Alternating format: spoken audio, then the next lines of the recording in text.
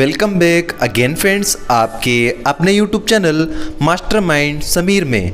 तो दोस्तों, आज हम बात करने वाले हैं कस्तूरी के बारे में, जो कि द्रव्य गुण विज्ञान सेकेंड का एक छोटा सा टॉपिक है। कस्तूरी जो होती है हमें हिरण से मिलती है।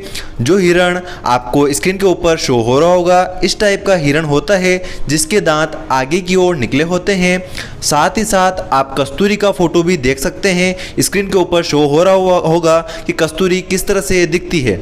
इस कस्तूरी के बारे में हमको पढ़ना है कि यह कस्तूरी किस प्रकार की होती है। तो चलिए दोस्तों, समझते हैं कस्तूरी के बारे में। दोस्तों, बात करते हैं कस्तूरी के परिचय के बारे में।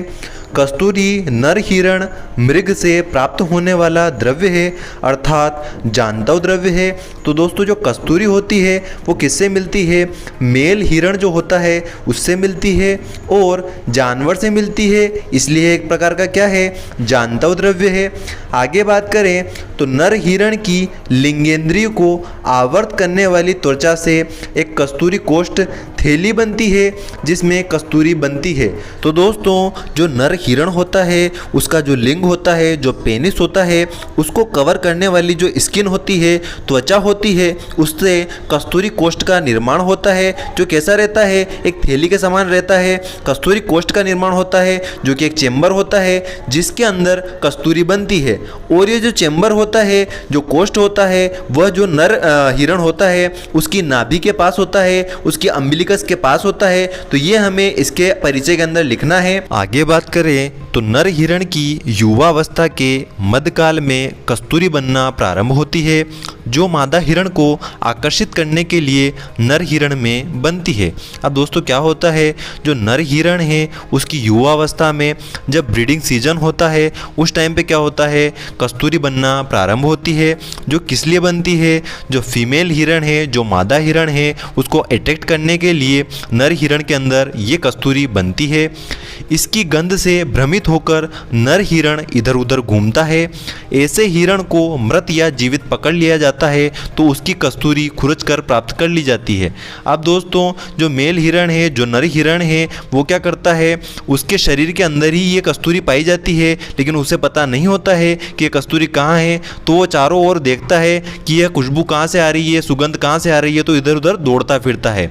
तो ऐसे हिरण को क्या कर दिया जाता है? यदि मृत या जीवित पकड़ लिया जाता है तो उसके शरीर से उस कस्तूरी को खुरचकर प्राप्त कर लिया जाता है। आगे बात करें तो जो कस्तूरी होती है उसका बोटानिकल नेम की बात करें तो उसका बोटानिकल नेम होता है मोस्कस मॉस्किटेरस। तो क्या नाम होता है दोस्तों? मोस्कस मॉस्किटेरस।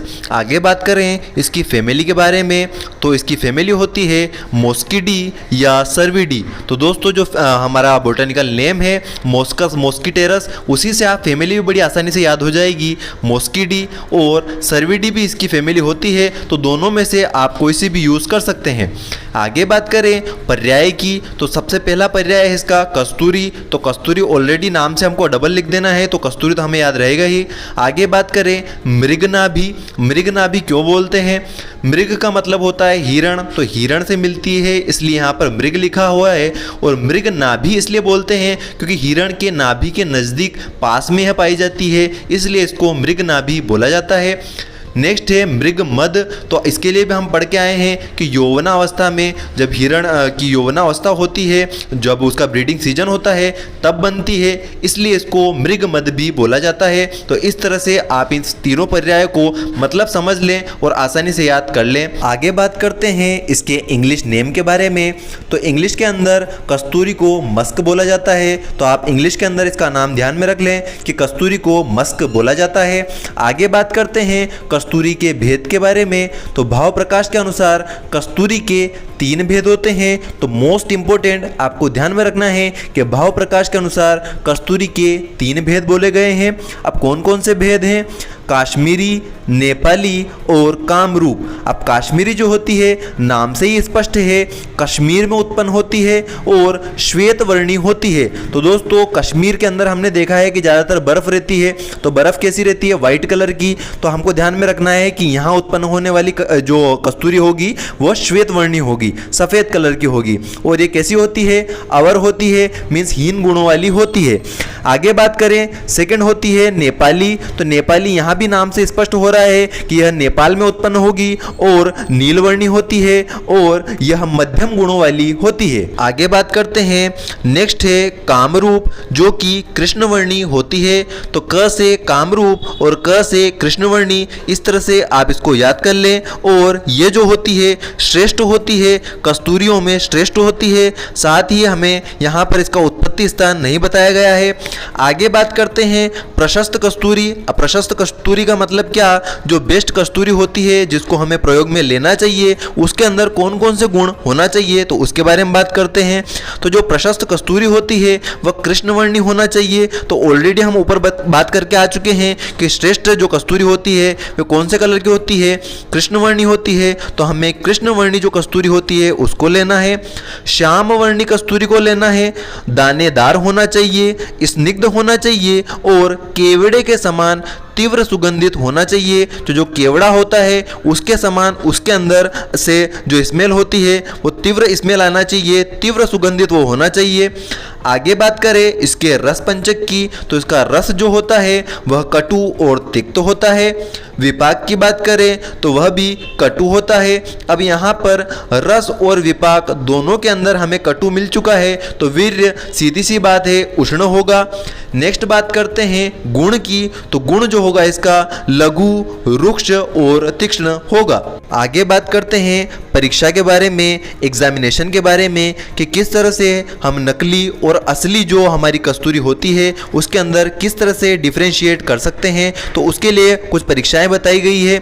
सबसे पहली है जल में अविलेय, अर्थात पानी में नहीं घुलती है। तो जो ओरिजिनल कस्तूरी होती है वह पानी में अविलेय होती है, जल के अंदर अविलेय होती है, अर्थात पानी में नहीं घुलती है।